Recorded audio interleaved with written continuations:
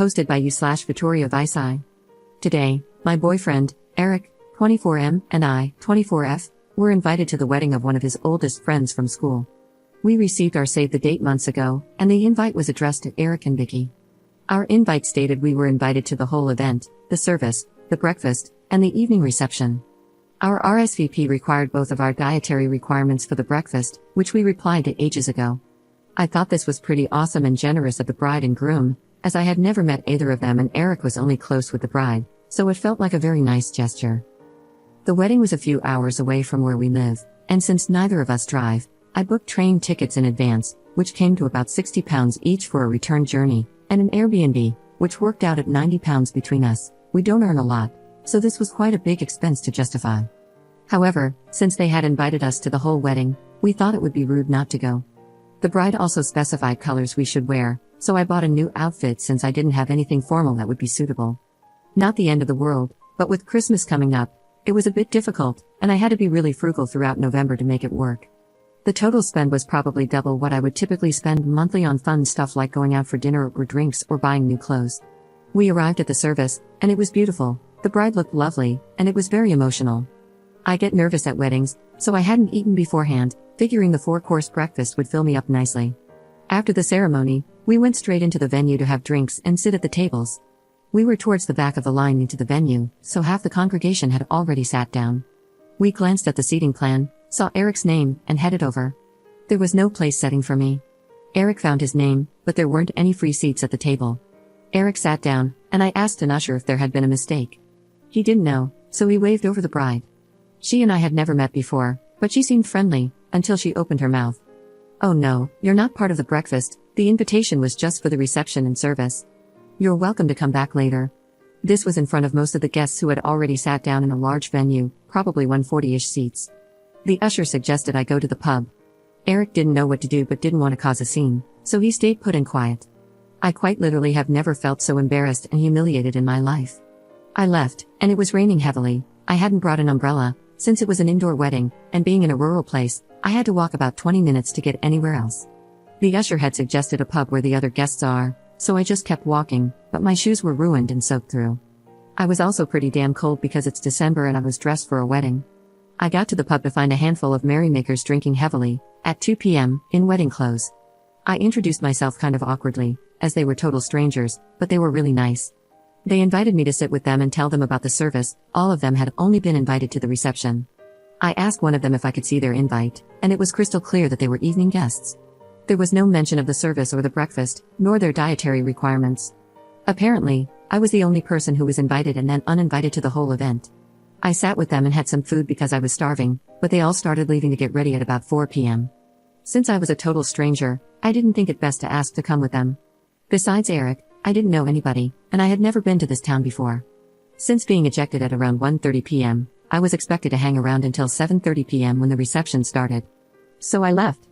I felt so unwelcome and unwanted that I just wanted to go home. The evening event will start in about half an hour, without me, but I just can't bring myself to attend, knowing that half the guests watched me being asked to leave by the bride herself. I traded in my train ticket, which was a return for tomorrow, and now I'm traveling back alone. I texted Eric to tell him, but he didn't respond. I've been holding back tears since I was ejected, 6 hours ago, and I feel completely torn. I don't understand what happened with the invite, whether it was a mistake or whether I was just supposed to know that it was only for Eric, despite being addressed to both of us, despite asking for both of our dietary requirements, and despite explicitly stating we were invited to the whole wedding. Part of me feels like I should have gone to the evening reception too, but I'm soaked through. My hair and makeup look awful, my shoes are unwearable, I am barefoot on a really gross floor right now, and I'm freezing. I look a mess, and I feel so stupid. Did I mess up here? I feel like I've been totally messed over, and I'm really upset that Eric didn't stand up for me, say anything, or leave the breakfast with me, although I think that's less out of malice and more because he's just a bit hopeless when put on the spot. I've never heard of a wedding where you invite A+1 by name but then don't invite them to the same parts of the wedding as the other half of the couple. Nobody else at the wedding had this happen. I don't see how it can be personal, as I've never met any of them before. I'm really upset and can't wrap my head around how weird today has been. If this happened to you, what would you do? Edit. So this blew up way more than I expected. Thank you, everyone, for your words of support. It's really helped, and I've gone from a wobbly wet mess to a cackling harpy with my big glass of wine. You guys don't hold back on your opinions, and I kind of love it. It's now nearly bedtime here. Eric stayed at the party and presumably is still there. I came home and feel a lot better for knowing how crappy a situation this was. Karma's a B word, and when they go low, we go high, so I'm going to go to bed, sleep on it, and think about next steps in the morning. A lot of people think I should dump Eric. That had never crossed my mind. I was mostly pissed off with the bride and the maid of honor, who may have been involved too, I don't know. Eric will be coming home sometime tomorrow, and we're going to talk.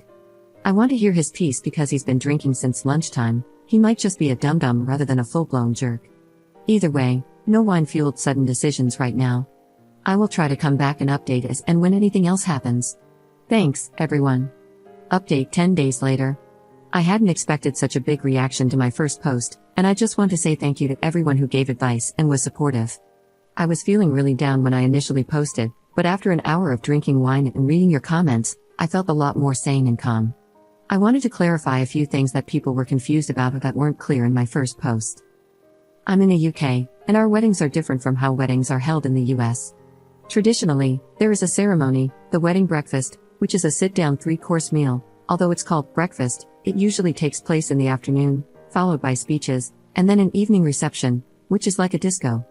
It's not uncommon for people to invite only relatives and close friends to the ceremony and breakfast, then invite lots of evening guests for the reception. However, it is uncommon to invite someone to the ceremony and reception but not the breakfast, as that would leave them to entertain themselves for 6 hours. Having talked to friends and coworkers since last weekend, I learned that what happened to me was a serious no-no in terms of etiquette.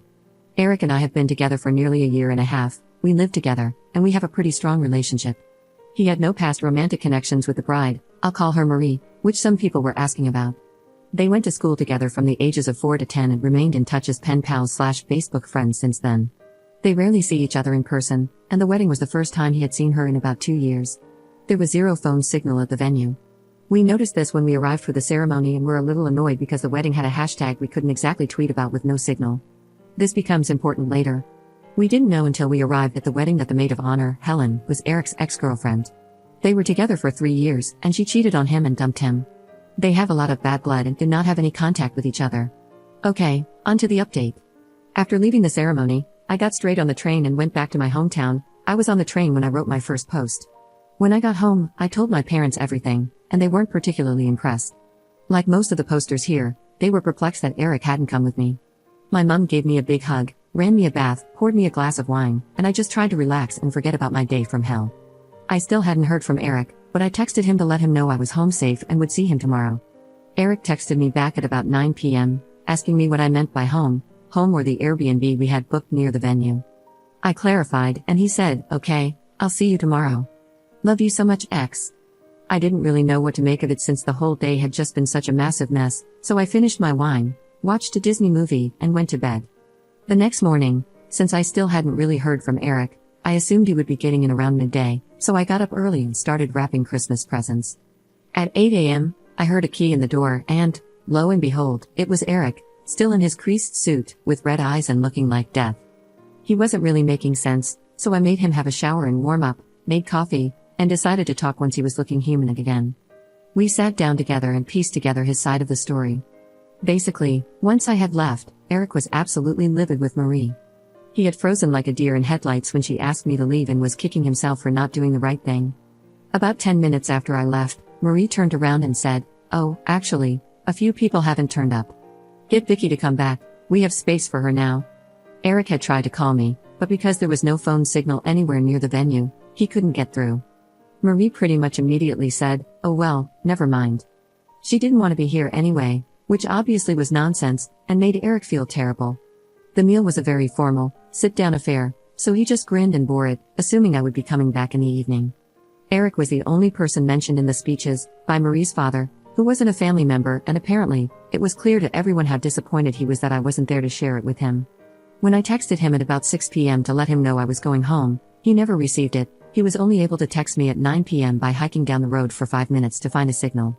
All the while, his ex Helen was being sickly sweet, asking where I was, why I didn't want to come and enjoy the party, if I was shy, and apparently with quite the evil glint in her eye, like she had gotten exactly what she wanted.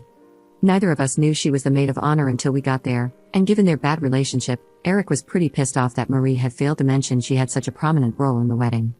Whether Helen was behind the seating error, I don't know, but if she was, then Marie was just as bad for enabling it to happen. So Eric stayed at the wedding, miserably, and went back to the Airbnb afterward, alone. He barely slept, feeling angry at Marie and Helen for messing with us and at himself for not sticking up for me, and he left at 4:30 a.m. to get the first train home, hence why he was back at our place so early. He wasn't really apologetic to me at all. He didn't seem to see how it had been terrible for me. He felt more like he had been insulted by the situation and let down by his oldest friend. He is cutting off Marie and doesn't want anything more to do with her. So, yeah, that was Eric's take on the whole thing. To be honest, I was pretty upset that, in all of this, he hadn't really considered how I felt or what it had been like for me, getting thrown out of the wedding. While what he had gone through was pretty awful, he had at least been warm, dry, and well-fed. The indignity of your girlfriend being removed from an event you're attending isn't really as bad as being the girlfriend, getting soaked in the rain, feeling humiliated, and all the rest. So we talked, and I laid out why I wasn't okay with what had happened and why his reaction wasn't okay. He can be a bit clueless sometimes, and this feels like one of those times. He didn't step up to the plate, he just let the world wash over him and acted as a bystander. I'm still hurt by his actions, and he still hasn't really apologized properly. I don't know if he understands that he did wrong too. But this isn't a deal breaker for me. It's a heavy straw on the camel's back, but the camel is still standing. We have a really lovely Christmas coming up, and after a long autumn of working hard, all I want is to go back to the happy place we were in before this mess. Honestly, I don't want to think about it. So, I know a lot of you guys are going to drag me over hot coals for this one, but we're still together. I'm not going to break up with him over this, but it's a big dark mark on his record. As far as I'm concerned, he needs to get a lot of extra credit to get a pass this year, to use a terrible analogy, and I expect him to step up and really try to do better from now on. It's not really an ultimatum, but I'm willing to put this behind us if he can prove to me that he's invested in trying harder in this relationship from now on. If he doesn't, then I won't be sticking around. I love him a lot, but he needs to have my back and be empathetic to what I'm going through. I'm sorry this wasn't the victorious breakup update so many of you wanted, but I want a nice, happy Christmas together. I'm not ruling out breaking up if things don't improve, but I want to give him another chance to prove this relationship is worth it. Editor's note. I've made a post about a different relationship 3 years later, so it's safe to say that the relationship with Eric did not last.